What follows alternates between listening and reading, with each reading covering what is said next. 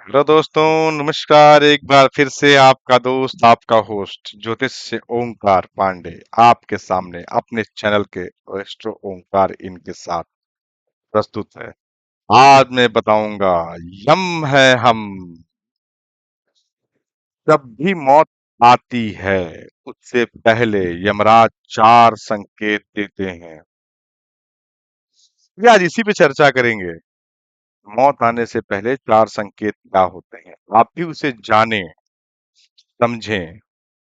ठीक है, तो चलिए आज इसी विषय पर चर्चा करेंगे। तो चलिए विषय को शुरू करने से पहले हमारे चैनल को लाइक करें, सब्सक्राइब करें, शेयर करें और बेल आइकन नोटिफिकेशन बटन को दबाना बिल्कुल भी ना भूलें। अपना प्यार, दुलार, सहयोग सभी माताएं, बहनें, भाई, मित्रगण, वरिष्ठ जन, बुजुर्ग जन सब अपना आशीर्वाद और अपना स्नेह हमारे चैनल को देते चले। चलिए शुरू करते हैं विषय को। विषय है हमारा, मत कहना कि मौत किसी को बताकर नहीं आती, क्योंकि मौत से पहले यमराज भेजते हैं चार संदेश। यम में हम मौत के देवता। कुछ नियम ऐसे होते हैं जिसे हर किसी को मानना पड़ता है, भले ही वह कोई खास व्यक्ति हो या फिर आम व्यक्ति हो। जैसे सृष्टि के नियम से ना सिर्फ इंसान बंधा होता है, बल्कि भगवान भी उतने ही बंधे होते हैं और उन नियमों का पालन उन्हें भी करना होता है। यही कारण है कि इस धरती पर भगवान राम को भी जन्म लेकर मरना पड़ता है और भगवान श्री कृष्ण को भी। एक ही जिंदगी और इसी एक जिंदगी में हर इंसान को अपने ढेर सारे सपने और इच्छाएं पूरी करनी होती हैं। जिंदगी इन्हीं सपनों और भागम भाग की दौड़ में कटती चली जाती है और हम यह भी भूल जाते हैं कि मौत को भी हमारे दरवाजे पर एक दिन दस्तक देना है। ये गौरतलब है कि मृत्यु के देवता भगवान यम को दक्षिण के लोकपाल, सभी दिशाओं के अभिभावक के रूप में जाना जाता है। हिंदू पौराणिक कथाओं के अनुसार यम पहले ऐसे प्राणी थे जिनकी मृत्यु हुई थी। से पहले प्राणी, उनकी इन्हीं वरीयता के आधार पर भगवान शिव ने उन्हें मरने वाले लोगों के शासक के रूप में ताज पहनाया था।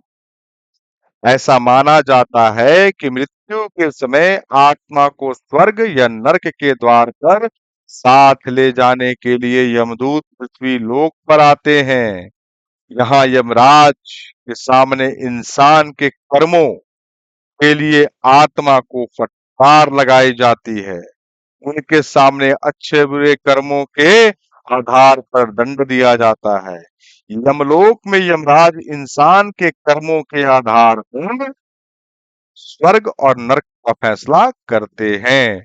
प्राचीन शास्त्रों में उल्लेख के अनुसार ऐसा कहा जाता है कि यमराज ने अपने एक भक्त अमृत को वचन दिया था कि वे हर किसी के मौत से पहले इसकी सूचना भेजेंगे, ताकि लोगों को पता हो जाए कि उसकी मृत्यु कब होने वाली है और उस बीच में वह अपने सारे अधूरे काम कर सके। तो यमराज और अमृत की जबरदस्त कहानी है। चलिए इस कहानी को ही थोड़ा सा विश्लेषण करते हैं तो आपको समझ आएगा।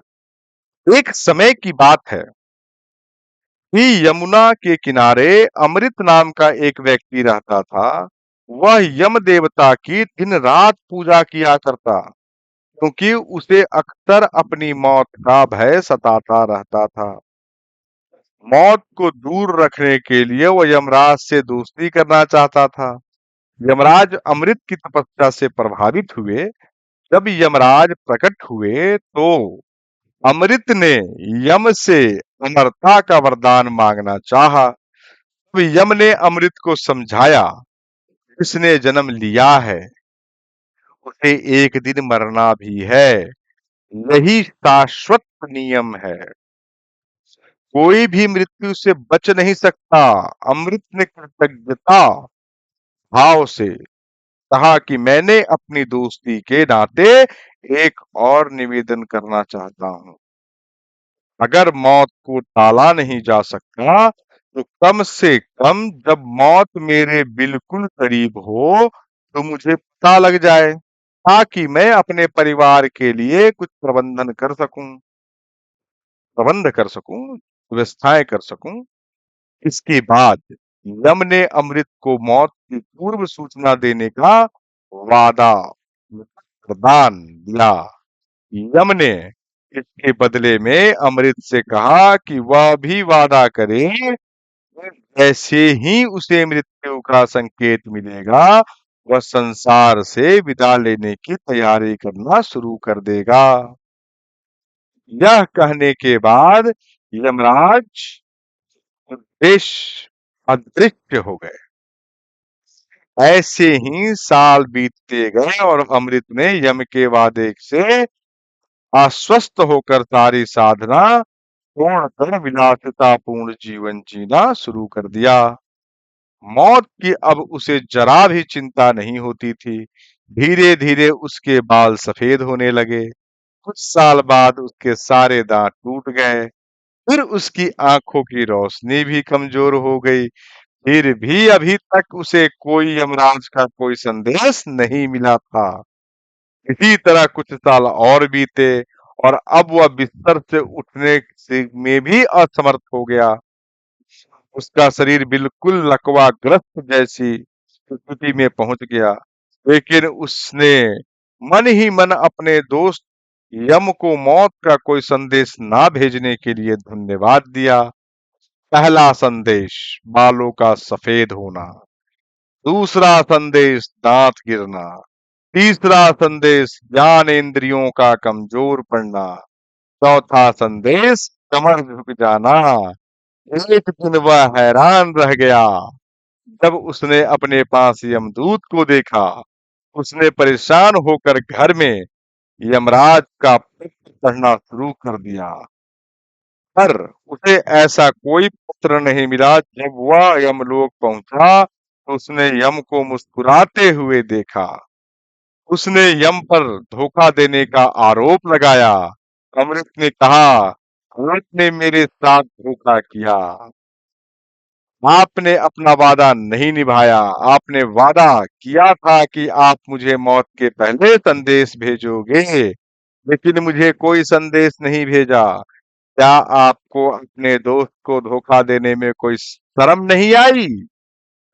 अब यमराज ने विनम्रता पूर्वक उत्तर दिया, मैंने तुम्हें 4 संदेश भेजे थे, लेकिन तुम्हारी लिप्सा और विलासिता पूर्ण जीवन शैली ने तुम्हें अंधा बना दिया था। यमराज ने कहा कि तुम बेवकूफ थे, जो तुम्हें लगा कि मैं तुम्हें पेन से कागज पर लिखकर संदेश भेजूंगा। शारीरिक अवस्थाएं मेरी पेन है और समय मेरा दूत। जब तुम्हारे बाल सफेद हो गए थे, वह पहला संकेत था। जब तुम्हारे सारे दांत टूट गए, वह मेरा दूसरा संकेत था। तीसरा संकेत जब तुमने अपनी दृष्टि खो दी और चौथा संदेश था जब तुम्हारे शरीर के सभी अंगों ने काम करना बंद कर दिया। लेकिन तुम इनमें से किसी संकेत को समझ नहीं पाए। तो यमराज चिट्ठी नहीं लिखेंगे, वो संकेत देंगे। संकेत को समझना है और उसी अनुसार उसी अनुरूप आपको कार्य करना है। ये कथा थी, रोचक कथा थी, तो मैंने सोचा कि नहीं, अपने श्रोतागणों को ये जानना जरूरी है कि यमराज संदेश भेजते हैं, आपको समझना है। इनके यही 4 संदेश थे। एक कहानी, छोटी सी कहानी के माध्यम से मैंने समझाने का प्रयास किया। आशा करता हूं कि आपको ये समझ भी आया होगा अच्छे तरीके से। तो चलिए, इसी के साथ क्या बोलूं मैं, मेरा बोलना आपका सुनना अगर सार्थक है तो हमारे चैनल को लाइक करें, सब्सक्राइब करें, शेयर करें और बेल आइकन नोटिफिकेशन बटन को दबाना बिल्कुल भी ना भूलें। साथ में ऑल के ऑप्शन को भी सिलेक्ट करें।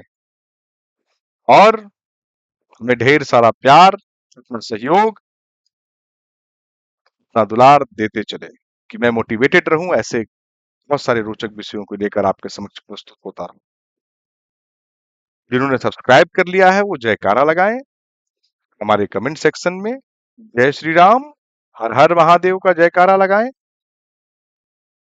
पसंद आया हो हमारा वीडियो अगर सभी लोगों को, तो चलिए इसी के साथ मैं अपनी वाणी को विराम देता हूं। हर हर महादेव, जय श्री राम। सभी श्रोतागणों को तहे दिल से धन्यवाद मुझे सुनने के लिए। बहुत बहुत धन्यवाद।